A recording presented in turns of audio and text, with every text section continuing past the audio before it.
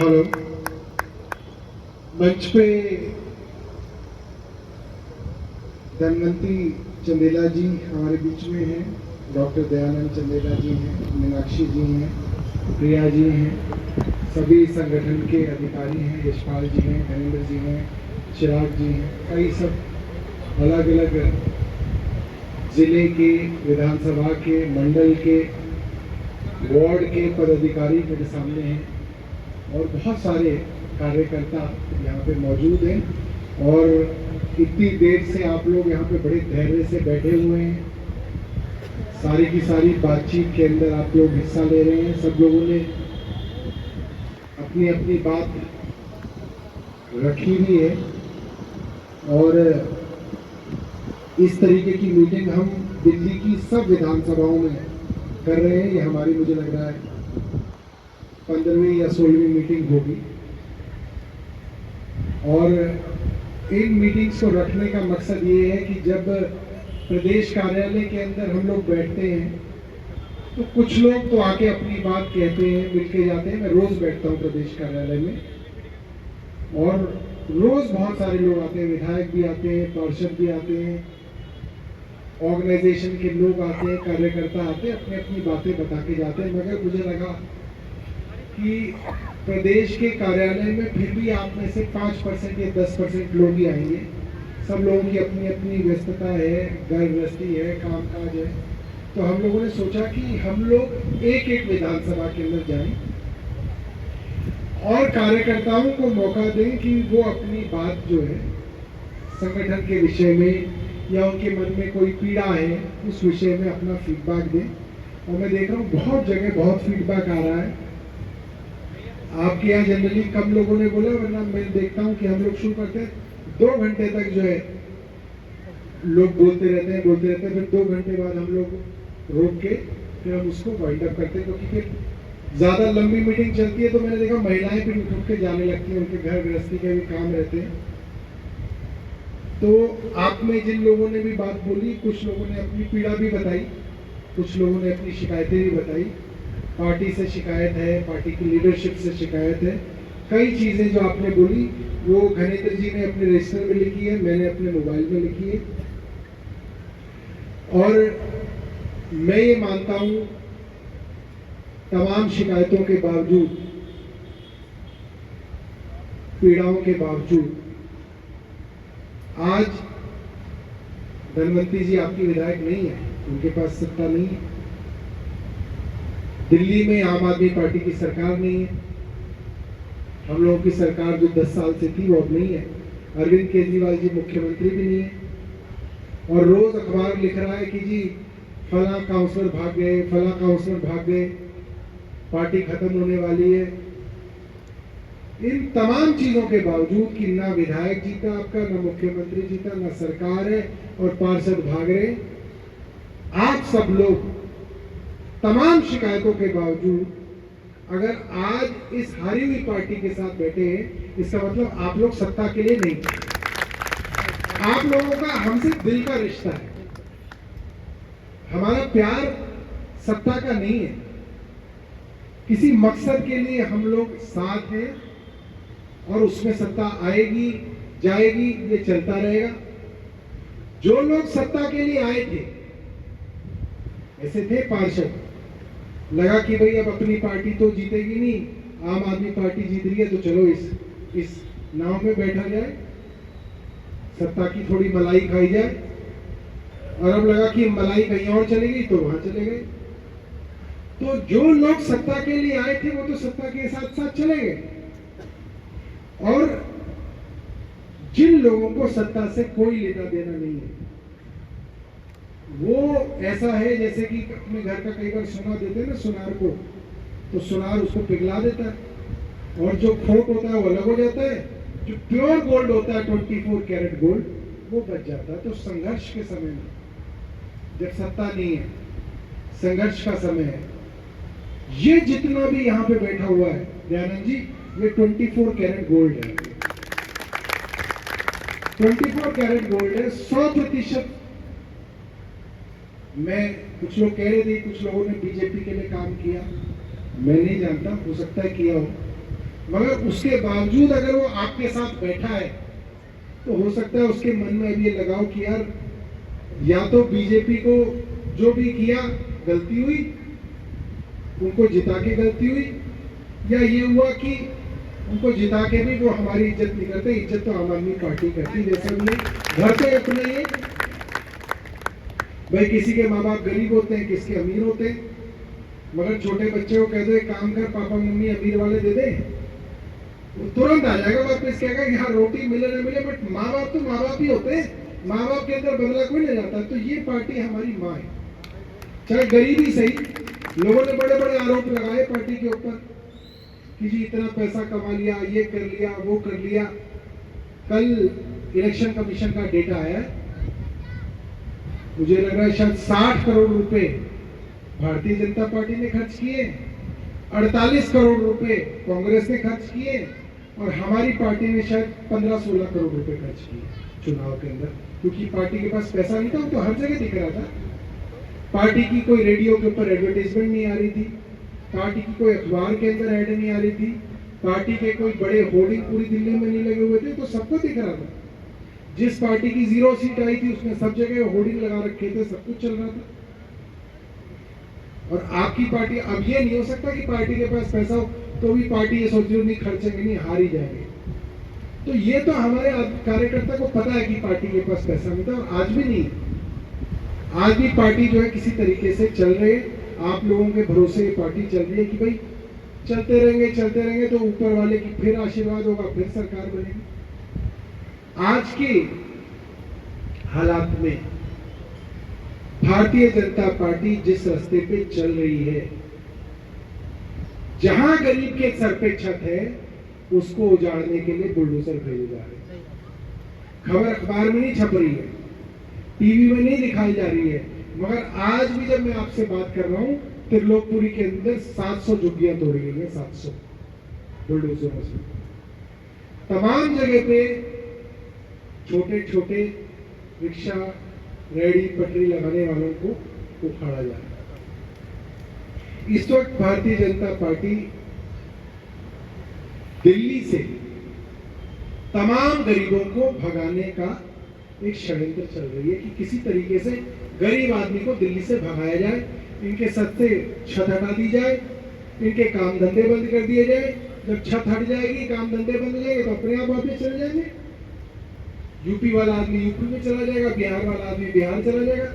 यहां से जो है भगाने का एक बड़ा षड्यंत्र भारतीय जनता पार्टी चला रही है, और वो आपको दिख ही रहा होगा, वो आपको दिख रहा होगा जिस तरीके से सब जगह जो है इस तरीके की कार्यवाहियां चल रही हैं। और यही कारण है कि आज जो अभी दयानंद जी दिखा रहे थे कि 1000-1000 रुपए पेंशन बांटी गई।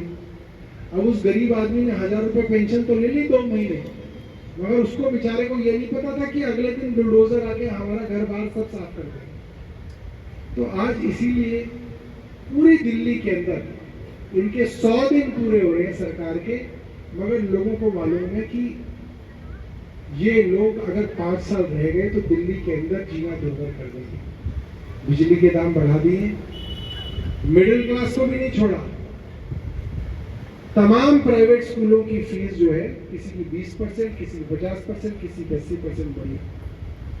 डीपीएस द्वारका, उनके जो माँ बाप है वो तो सब बीजेपी के वोटर होते हैं, वो धरना दे रहे हैं और सरकार सुन नहीं रही। तो अब दिल्ली के अंदर माहौल बदल रहा है। ऐसे में हमारे लिए बहुत जरूरी है कि हमको सोशल मीडिया पर एक्टिव होना पड़ेगा, क्योंकि अखबार नहीं दिखाएगा खबर, अखबार खबर छापेगा नहीं, टीवी खबर दिखाएगा नहीं, और धीरे धीरे ये सब काम करते चले जाएंगे। इसलिए हमें सोशल मीडिया पे अपनी मजबूती रखनी है। पार्टी की तरफ से कोई वीडियो आए, फेसबुक पे आप उसे शेयर करो, इंस्टाग्राम पे शेयर करो, आपके पास व्हाट्सएप पे आए तो आप उसको ग्रुप्स में डालो, आगे बढ़ाओ। और टीवी पे तो खबरें देखना बंद कर दो।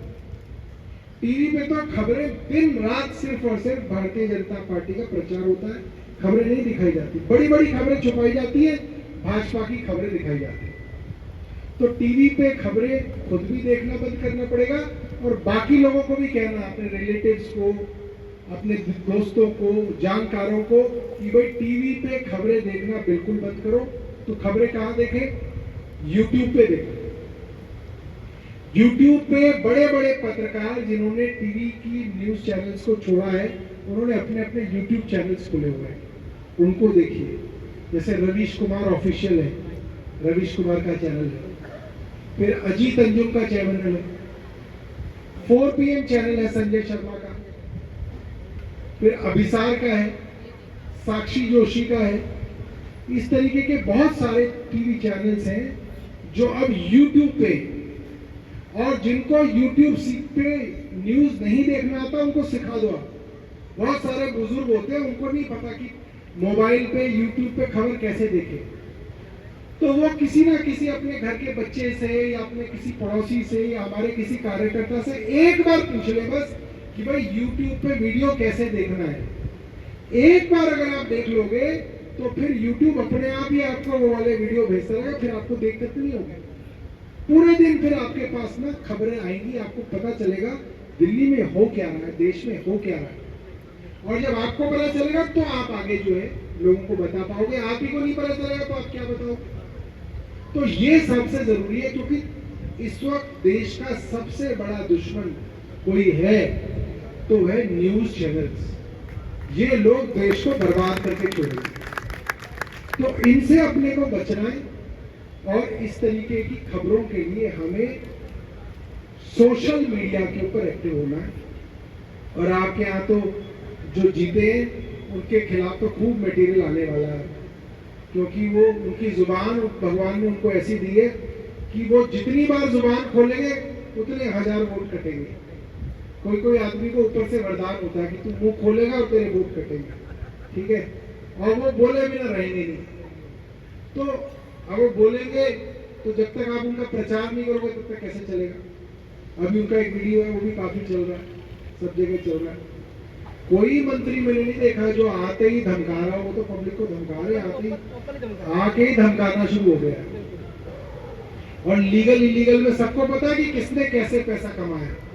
मैं तो थोड़े साल पुरानी बात है, राजा गार्डन आया था, मेट्रो स्टेशन से उतरा, इनके पोस्टर लगे हुए थे, तो मैंने किससे पूछ लिया कि ये क्या? उसने सारी जन्म कुंडली बता दी, बाप बेटा सब बता दिया, पंजाबी बाग, कोठियां, ये वो सब बता दिया। तो इनकी तो चर्चा सब जगह है, बस थोड़ा यूट्यूब फेसबुक से इनको और थोड़ा जो है ना चर्चा इनकी जो है ना आगे तक बढ़ानी है। और आप सब लोग आए, बहुत ज्यादा लंबी बात नहीं करेंगे हम। आप सब लोगों का बहुत बहुत धन्यवाद। पार्टी का कार्यकर्ता जुड़ा रहे, इसके लिए हमने एक कार्यक्रम शुरू किया है कि हर महीने के पहले इतवार को पार्टी कार्यकर्ताओं की मीटिंग हुआ करेगी। हर महीने के पहले इतवार को, ठीक है, हर विधानसभा में 70 की 70 विधानसभाओं में शाम को 6 बजे महीने के पहले इतवार को कार्यकर्ताओं की मीटिंग हुआ करेगी, ताकि उसमें क्या मसले हैं, क्या है, पार्टी क्या कर रही है, उसके बारे में आपस में मिल लें, बात कर लें। और पार्टी की जो ये मीटिंग होगी उसकी बाकायदा अटेंडेंस लिया जाए करेगी। रजिस्टर में विधानसभा अध्यक्ष लिखेगा कि कौन कौन लोग उपस्थित थे, क्या डिस्कशन हुआ। पार्टी की तरफ से एक विषय दिया जाएगा हर महीने का, ताकि उस विषय पे 10-12 लोग अपनी बात रखें माइक पे कि भाई उसके ऊपर आप अपना विचार व्यक्त करें, ताकि नैरेटिव जो पार्टी की तरफ से है वो नैरेटिव जो है नीचे ग्राउंड तक पहुंचे, गलियों मोहल्लों तक पहुंचे। हर महीने दूसरे इतवार को हम लोग डिस्ट्रिक्ट लेवल पे मीटिंग किया करेंगे, जिले लेवल पे, जिसपे डिस्ट्रिक्ट इंचार्ज, जितनी विधानसभा की 5 विधानसभाएं हैं हमारे यहाँ एक डिस्ट्रिक्ट में, 5 विधानसभाओं के 5 विधानसभा अध्यक्ष, 5 संगठन मंत्री और ऊपर से वाइस प्रेसिडेंट और संगठन मंत्री आया करेगा। तो इन लोगों की हर महीने के दूसरे इतवार पे डिस्ट्रिक्ट के लेवल पे मीटिंग हुआ करेगी, ताकि विधानसभा से क्या आया वो डिस्ट्रिक्ट तक पहुंचे। और हर महीने के तीसरे इतवार को हमारे प्रदेश कार्यालय में प्रदेश अध्यक्ष के साथ जितने भी 14 डिस्ट्रिक्ट हैं, डिस्ट्रिक्ट इंचार्ज 14 के 14, 7 संगठन मंत्री, 7 वाइस प्रेसिडेंट्स मिलके करेंगे कि भाई अलग अलग विधानसभाओं से क्या बात आई है, ताकि उसके ऊपर हम आगे की कोई कार्रवाई कर सके। इस महीने जो बैठक होगी उसका विषय है ऑपरेशन सिंदूर में सीज फायर की जल्दबाजी। अब वो बीजेपी वाले कह रहे हैं जी कि हम सिंदूर बांटेंगे। अब बताओ किसके घर की महिला होगी जो गली के गुंडे के हाथों से सिंदूर अपनी मांग में डाल लेगी? कोई मांग डाल लेगी? हो सकता है ऐसा कि कोई गली के लफंगे आए और लो जी मेरे सिंदूर ले लो, और वो कहेगी ला मैं डालू तेरा सिंदूर। बताओ मतलब कहाँ से इनके पास दिमाग में आया कि जी घर घर सिंदूर बांटेंगे। अरे अपनी वाली को तू दे दो सिंदूर, दूसरों वाले को सिंदूर बांटेंगे। अब मैं मोदी जी के बारे में नहीं कह रहा, मैं तो और भी कई मैंने छोड़े हुए उनकी बात कर रहा हूँ। क्यों जी? तो सिंदूर तो पति का ही जो है पत्नी लगाती है, यही तो एक चीज होती है। भैया कह रहे हम बांटेंगे सबको, कमाल ही कर दिया। तो ऑपरेशन सिंदूर में फौज हमारी जीत रही थी, पाकिस्तान के छक्के छोड़ा रखे थे और इन्होंने सीज फायर कर दी अमेरिका के दबाव में।